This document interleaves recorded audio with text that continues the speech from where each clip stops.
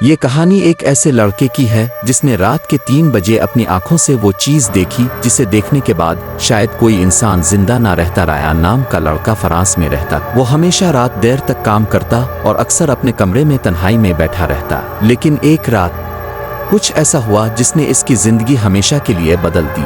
رات کے 3 بجے رایان اپنے لیپ ٹاپ پر کام کر رہا تھا۔ کمرے میں مکمل خاموشی تھی۔ اچانک اسے اپنے پیچھے کسی کے چلنے کی ہلکی سی آواز محسوس ہوئی۔ وہ حیران ہو کر پیچھے مڑا لیکن وہاں کوئی نہیں تھا۔ رایان نے سوچا کہ شاید یہ اس کا وہم ہے اور دوبارہ اپنے کام میں مصروف ہو گیا، لیکن کچھ دیر بعد دروازہ خود بخود آہستہ آہستہ بند ہونے لگا۔ رایان کی سانسیں رکنے لگیں، لیکن وہ خود کو سمجھاتا رہا کہ یہ ہوا کا جھونکا ہوگا۔ پھر اچانک کھڑکی کے شیشے میں رایان نے اپنی ریفلیکشن دیکھی، لیکن اس کی ریفلیکشن کے ساتھ ایک اور سائے کی جھلک نظر آئی۔ وہ سایہ کالا، خوفناک اور سرخ آنکھوں والا تھا۔ کمرہ خالی تھا۔ اب رایان کو شدت سے محسوس ہونے لگا کہ کمرے میں وہ اکیلا نہیں ہے۔ اسی لمحے کمرے کا دروازہ زور سے بند ہو گیا۔ رایان خوف سے چیخنا چاہتا تھا، مگر اس کی آواز جیسے گلے میں پھنس گئی۔ وہ اپنی جگہ سے اٹھا اور کھڑکی کی طرف بھاگا، مگر کھڑکی بھی کسی غیبی طاقت نے لاک کر دی۔ رایان نے ہمت کر کے پلٹ کر دیکھا، اور اس بار وہ سایہ اس کے عین سامنے کھڑا تھا، کالا، لمبا اور سرخ آنکھوں والا وہ سایہ جو رایان کو گھور رہا تھا۔